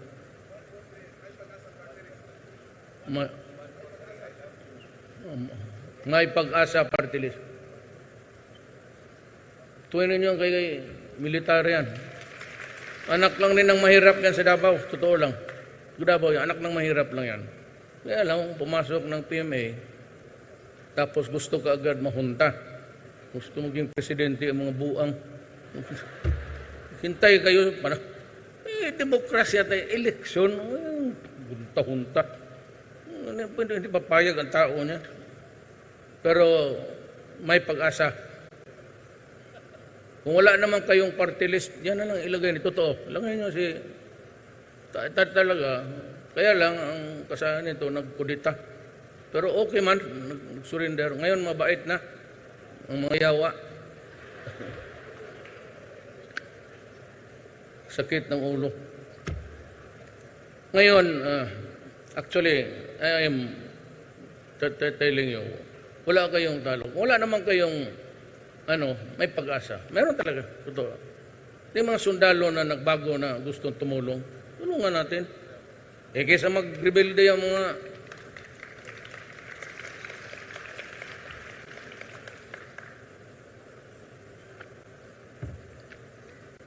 Francis Tolentino. Ako nagkakatalaga ako kung bakit I was not successful during the first time. Manalin, makinig ka ha.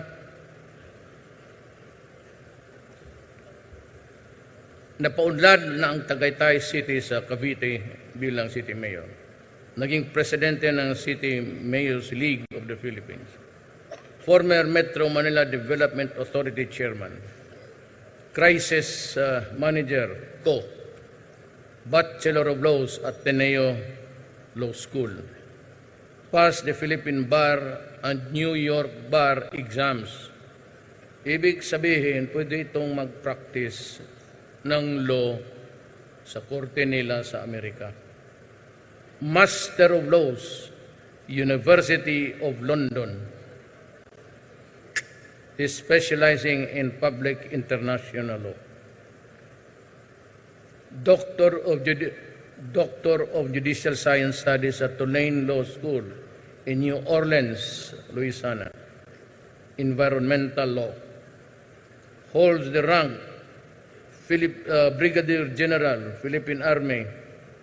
Graduated from the National Defense College of the Philippines.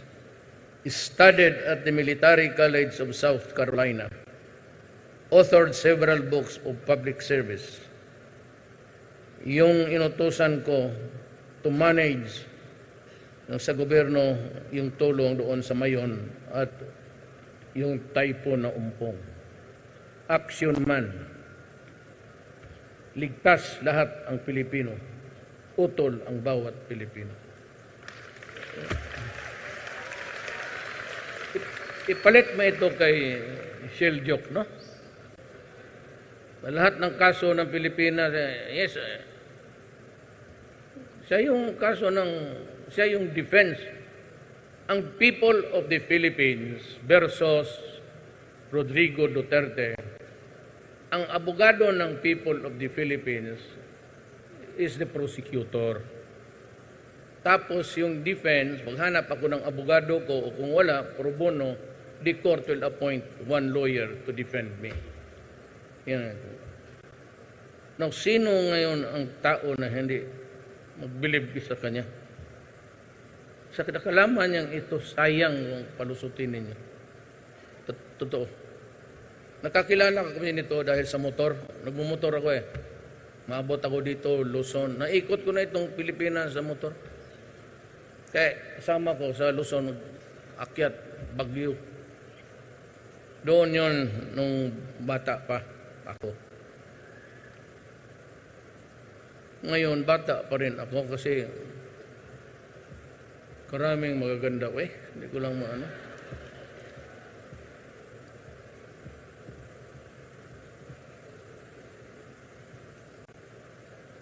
Nawala na. Basta babae, nawala na.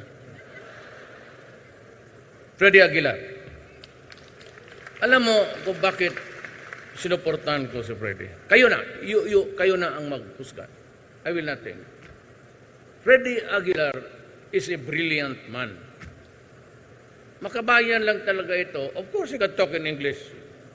I known him since Vice Mayor ko. That would be 1987. Kilala ko ito siya. He's a principled man. At kung makita mo, subukan mo ngayong gabi, umpisan mo, lahat ng kanta niya bears a social message. May mensahe talaga para sa lahat ng tao. Napakahirap nga kaya mag-compose ka ng kanta. Ting, ting, ting, ting, ting, ting, tapos isulat mo. Tapos gawin mong music. Lagyan mo ng lyrics, lagyan mo ng tune. Kaya mo yan? Para lang sa tao, mga bright yan. Medyo eccentric sila, pero Freddy is a regular guy. Siya ang nagbigay ng muka ng folk songs sa Pilipinas, sila yung makasama niya. Siya yung nagbigay ng musika sa Pilipinas. Yung, bakit man nawawala na yung mga tao dyan sa harap? Pulis, hulihin mo yung maglabas. Wala na, bakante na. Upo kayo, balik, huwag kayo magtindig, ha? Biro lang. You can go anytime, actually. Tatapusin ko na ito. Kaya, ako, bahala na kayo. Pero it takes a lot of brain work. Kung makakompose ka ng kanta, lyrics, pati tune, at makuha mo yung isilang ka sa mundong ito, laking tuwa ng... Lahat may mensahe. Magdalena, Pipi at Bingi, may social message talaga. So, kind of really something that's to be admired.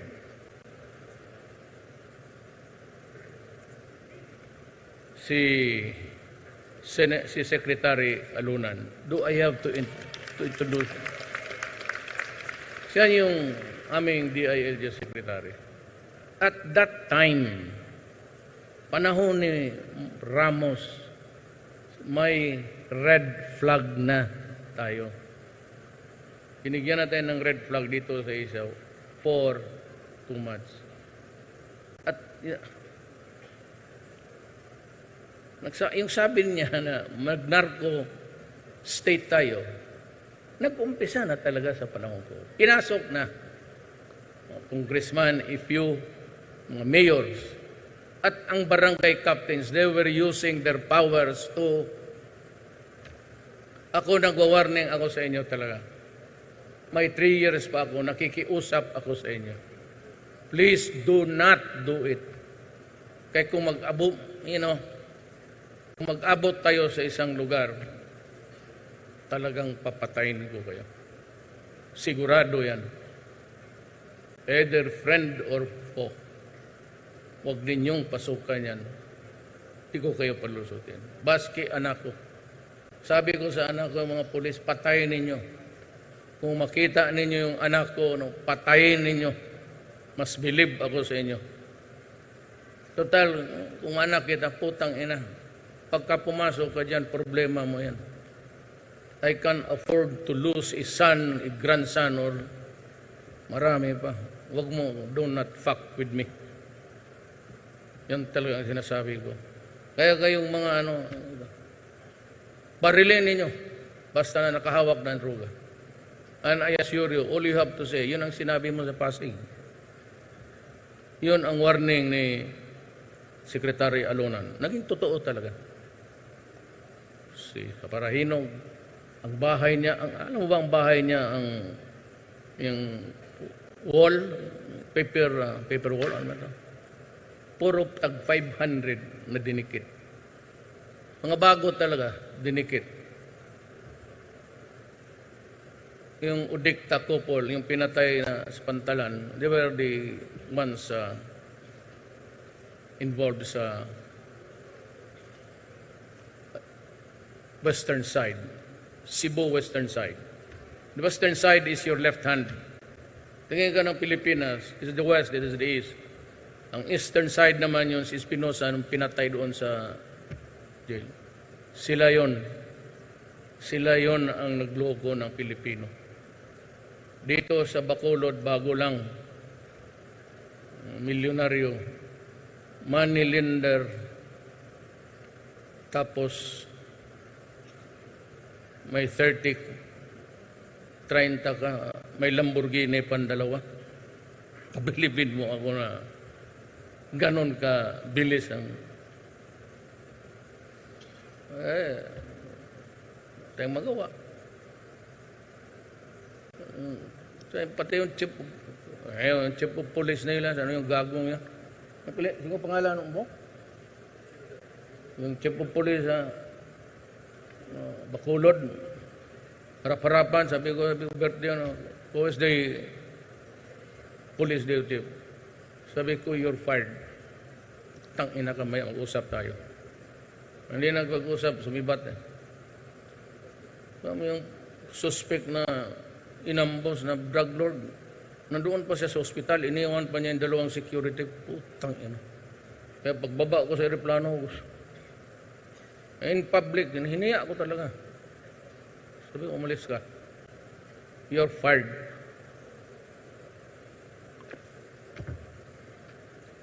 Senator Sani Angara is perfect, actually. Tax expert na ito. Ang gusto ko lang kay Sani is, he criticizes me in the right moments and for the right reasons. Gusto ko yan. Just like sila ni JB.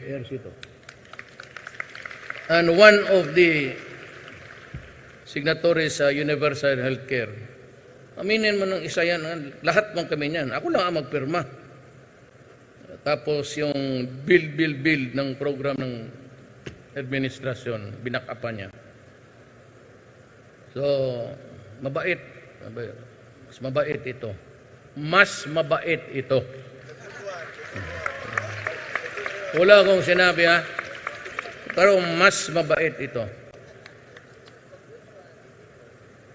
Walang babae. Wala siya, wala ko narinig. Walang babae, hindi nagiinom, hindi nagpupuyat. Wala talaga, walang. Kaya kung sabi ko, bakit ka pa magtakbo ng magpakamatay ka na lang? Kung ganyan lang rin ang buhay mo, walang inom, walang babae, wala, parang tayong gago dito sa mundong, isang beses ka lang dumaan ito. After that, wala na. You're not even history. Unless you are somebody kagaya ng mga Kennedy. Wala. At malaala ka lang nung panahon na sa patay, Nobyembre. So, huwag mong habulin. Habulin mo yung kaligayahan mo. Basta wala ka lang masagasaan. Pero kung asawa lang, hindi masagasa yan. Huwag ka lang masagasaan ng tao. Okay na. Ay, karaming maganda. Ito ba itong mga critics ko, sila Tordesillas, pinakita ko naman sa inyo yung sound, spectrum. Sabi ko sa kanila, ay lang maniwala eh. Binigay sa akin yan ng foreign country. Palagay ko. Kasi tinanong ko dito, hindi daw kanila eh. Pero kuwang-kuha sila sa ito yung mga low life Pero ito si Tatad, ang problema kay Tatad, inaatake niya ako na wala naman akong ginagawa sa kanya. Tapos sabi niya na si Duterte may colon cancer daw, operahan, medyo bulok na daw yon. Ako naman, sa sige niya atake sa akin, parang naniniwala na tuloy ako. Medyo, ngayon, gano'n. Tapos bukas, medyo tubol. Kaya bago ako maligo, dinudukot ko yung sampot ko. Sampot is puwet, lubot. Sa Basaya, sampot o lubot. Kasi naamoy, wala man. Amoy utot lang, pero hindi yung malaman mo pagka-cancer kasi talagang it's a rotten thing eh. Ano siya ko? Tinitignan ko. Okay man. Wala man dugo, wala lahat. Tapos siya sige sabi, ngayon, napundi na tala ako, yung sinabi niya na namatay na daw ako. It's not a joke anymore. Kasi may mga tita ako na matanda na may mga heart condition, mahina na. Siyempre kung ganunin mo ako, mabigla, namatay na daw yung pamangkin mo. Sabi ko, paano ko ito si Tatad? Ha? Pero alam ko si Tatad may diabetes. And he has had it mga almost 30 years that I know, nung una ko siyang nakausap. Hindi, nakalimutan niya yan. So, ito si Tatad, puro purma. Alam mo, si Tatad, wala na yan. Pag na ang diabetes ka, ang utin mo hindi na magtindig.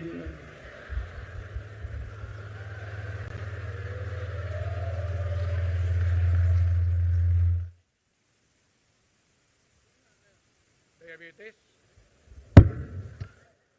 No more.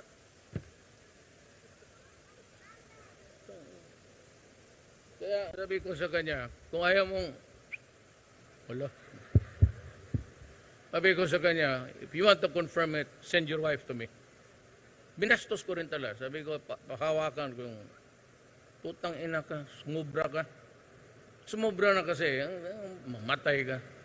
Ikaw, ipatay na yung utin mo, huwag mo akong idali. Governor Aimee Marcos. As good as she can ever be. Wala na akong masabi. Na itong panghuli, ako pa ang mapahiya nito. Villar Cynthia. Ma'am, number 1 ka na, ma'am. Blow out na. So, yan ang sino pa ang nandito.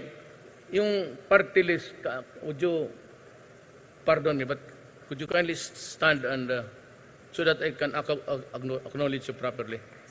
Pati matulungan ko kayo. Okay. Ang, ano yung, one in one. Ito. Kasosyo. Nandito si, may I acknowledge the presence of the Secretary of Tourism, Secretary Bernard Romulo Puyat. Then, siyempre, nandito. Kaya ako napalapit kay Roman dahil sa iyo, ano ka man. Former Congressman Roman Romulo. Ito talaga, ako, I do not, ito nga ang mahirap sa matagal ng pamilya. But be careful about drugs. I do not want to attribute it to any political candidate now. Pero sinabi ko, dan, this I can promise you. You have my full backing. If it makes you a personal crusade dito, alam na natin, but the problem, I was not yet president at that time. Pero I'm warning everybody, Vice President down to the barangay captains, pati kung sino. Friends, kaibigan, pati kalaban, huwag talaga kayong pumasok ng droga ngayon. Iyayariin ko kayo. And that includes Pasig.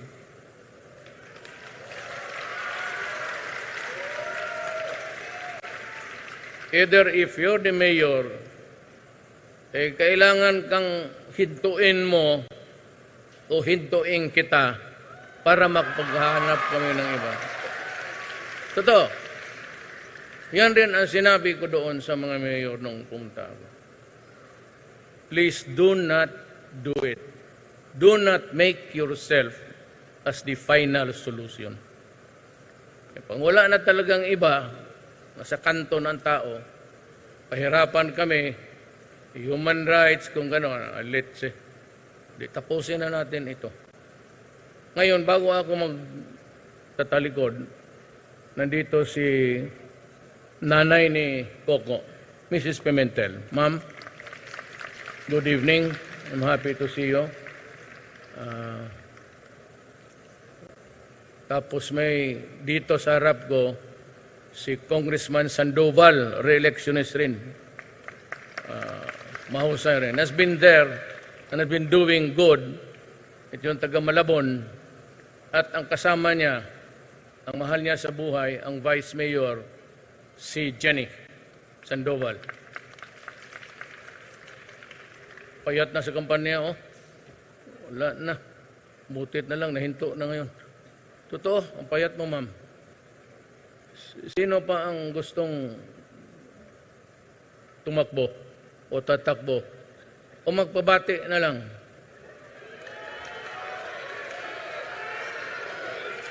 Ay, oh.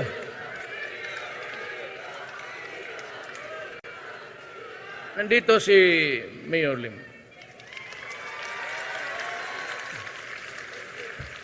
Mayor Fred Lim, police dati ito na. Yung lahat ng sinasabi ko na sir, hindi na masyado hindi masyado kita nakilala. Alam ko yung, pero I could not. Ang problema niyan, sir, hindi kita nakilala basta, yung wala akong, pero kung yung maganda, sir, makita ko ng gano'n. Oo, no, doon, no?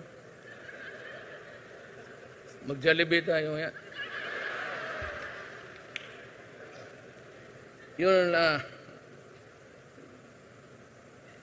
lahat naman siguro, Mocha, si Ricky, you should be there. Ako, magkamali talaga ang Malabon kong one family, yan nga sinasabi ko. One family and they think that they own government. Yan ang mahirap sa elected, re-elected, tapos for generations. Ako ho, ganito, ang tatay ko died in 1968. I became mayor in 1988. Wala ho kaming dynasty doon. Kaya lang, pinatakbo ko si Inday, nagbahis muya, para may alalay. Then magtakbo sana ako the last time, naipasok ko itong presidency. No, the presidency, ladies and gentlemen, is a gift from God. Yan talaga ang paniwala ko. I believe deep inside me. Alam mo kasi hindi binibigay yan. Alam mo, tanungin ko, sino ba sa inyo naniwala na manalo ako? Yan ang tanong ko. Ganun, ma'am? Kasi ako, wala naman akong pera, wala na. Limited nga ang eroplano ko, naghihinto pa sa runway ang putang ina niya. Minsan, totoo, ang anak ko pati lang, asawa ko lang, nagpurot-purot. Kaya sa kahirapan, may pera ako, ma'am. Sa totoo lang, yung sabihin nila sa Central Bank, kung ikaw ang maghingi sa account ko, ibigay ko. Pero kung gawin akong uto-uto nitong mga senador na itong magdalo, putang ina ninyo, bakit ko ibigay sa inyo? Ang sinabi ko, my whole, lahat, ma'am, hindi magsobra sa 28 million. Kasali na ang mana ko sa tatay ko na yan. And you can see because ang transaksyon ng papel It's IBAA, Insular Bank of Asia and America pa noon. Nung nagkaroon ako ng medyo malaki, hindi naman maliit, pero substantial. Kasi hindi kami magkaintindihan, pinagbili namin yung negosyo ng iniwan. Pero we started poor. But over the years, hindi ko sabihin na hindi ako nagdadrama. Basta migrant ka, bakit ka pupuntan Davao? Kung may property tatay ko sa Cebu, what would be the point in going to those at Davao noon? 1949. Davao noon, half of Davao downtown was really a wetland. Hindi forest, but a wetland. Tawag nila. Kaya sinong mayaman noon? But over the years, alangan, go for the greener pasture. But my father also did not believe that he would. Kaya sabihin ko sa inyo, ulitin ko, wala akong papel sa corruption. Pag kayo mga sa druga, sabi ko nga, baski anak ko, patayin ninyo. Nandito si Congressman Manuel Kabuhat ng Caloocan City. Yes, sir. And sana manalo ka, gaya kay Mayor Lim. Alam mo talaga, sa totoo lang, ulitin ko, nandiyan man si Mayor Lim, pati nandito si DI, LG. Pag ayaw ng mayor ninyo na may walang droga, na malinis ang kanyang siyudad, wala na talaga akong problema. Pag ang police, pati mayor, and they can agree with each other na ako, sabihin ko sa iyo, kayo, yung mga sugal-sugal dyan, hindi ko napakialaman, wag lang kayong pumasok. Hindi mo talaga makontrol eh. Kaya kayo papalusutin ko kayo yung mga, wag lang yung extortion at saka droga. So, sabihin mo yung mga waiting dyan sa buwan, wag yung malaki. O yung mga hantak-hantak dyan, bahala na kayo. I'm not trying to encourage, so I'm not trying to say, but I cannot stop it anyway. At alam ko kulang talaga. Sabi ko nga, itong mga to, lumabas ng bahay, pag nag-duty ito, doble kasi ang danger nila. Alam mo kung bakit? Ito ngayong panahon na ito. Ang pulis kasi hindi magdadala ng baril. Tapos, baski walang kasalanan yung tao, wala pa siyang planong gumawa, pag makita niya yung baril, talagang kukunin yan. That's how the Communist Party began their armed forces. Yung mga kanilang maliit-liit na local generation ang baril dito. Kaya ang police, kung hindi rin sila magdala ng baril, delikado rin. Kaya noon minsan, Mayor Lim, lumabas itong krame ng order na ang pulis hindi makadala ng baril kung hindi mag-uniforme. Kung hindi ka duty, wala ka. So itong pulis ko ngayon, galing sa Kalinan, medyo may bukid, dinala niya yung baril niya. Di mo upo doon sa truck, pasayro. Di yung sa likod niya, maraming bukid noon Davao. Kinuha yung baril niya, binaril pa sa ulo niya. Sabi ko, bakit hindi na lang tinago? Off duty na siya po, yun na. Sabi kasi ng krami na bawal daw sila magdala ng baril kung hindi naka-uniforme. So, nagdala ng baril naka-uniforme, nak na po. Kaya sinabi ko dito sa krami noon, sir, kinukuha ako ni Noy noon ng DILG. Ayaw ko talaga. Sige sila tawag. Yung panahon yung nangyari. Sabi ko, tangina yung krami na yan. Sinong general gumawa niyang gago? Tangina, i-assign kita sa lipaglinis ng general ninyo. Mga bugok. Useless ang police, duty on the duty. Kasi kilala ka eh. Pag may gulo, sir, ikaw, kagaya ko, mayor ako. Pag may gulo, mayor, yun, pupuntahan ko talaga yan. Alangan. Hindi ko sabihin, maghintay pa ako. Magtawag kayo ng pulis. Pero gusto ko rin talaga. Sa totoo lang. Kilala mo nila, gusto ko talaga. Tang-ina ka pag magkamali ka.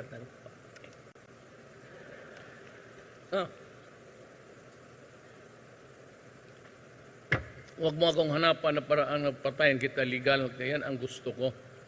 Kasi ako panood ng sine. Tjan, tjan, tjan. Tjan, true ka agad. So, nandito rin si Jean Mamundong, kandidato sa governor, ang gulo ng lugar, Lanao del Sur. Jean, where are you? Ang gulo ninyo, maybe I'll go to, basta yung lugar, ganito ang sinabi ko. Kaibigan man tayo, hindi, administration hindi. Neutral ako, pati neutral ang police, neutral ang sundalo. That's the order of the day. Wala, kaya dito, ang gulo I will try to say, sabi ko nga, na baka lilipad ako doon. Para pagsabihan lang. Basta ganito ang order ko. Kung naka-live yan, ang kandidato, limitado sila sa 2 pulis. Hindi army, pulis lang. Walang kapgo, pulis 2. Yan lang. Hindi kayo makadala ng high-powered pisto lang. Ngayon, pag dumaan ka ng checkpoint, ang order ko sa army, pati pulis, pag may firearm ka na M16 o M14, pag sinabi ng pulis pati military, ibaba mo yan, isurrender mo. Pag hindi mo sinunod yan, sabi ko sa pulis pati military, patayin mo. Patayin mo. Kasi lumalaban, that's defiance. So how can you arrest a person who does not want to surrender? Di patayin mo. Yan ang utos ko sa lahat, buong Pilipinas. Yan. So wag kayo magdadala ng armas, kasi ang order ko talaga sa pulis, pati sa militar, parilin ka, patayin ka. Ngayon, kayo mga Tagalanaw, dito yung isang, hindi ako nagdidepensa sa kanya. I'm talking about the trouble that is now going on in Lanao del Sur. Either you stop it or marami dyan. Failure of an election kung hindi makaboto o talagang plain terrorism.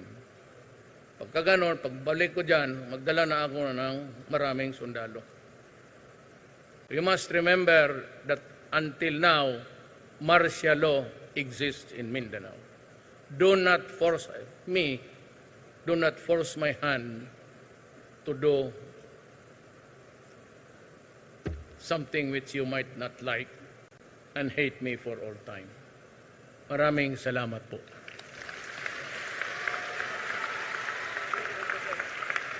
Maraming salamat po, mahal na Pangulo.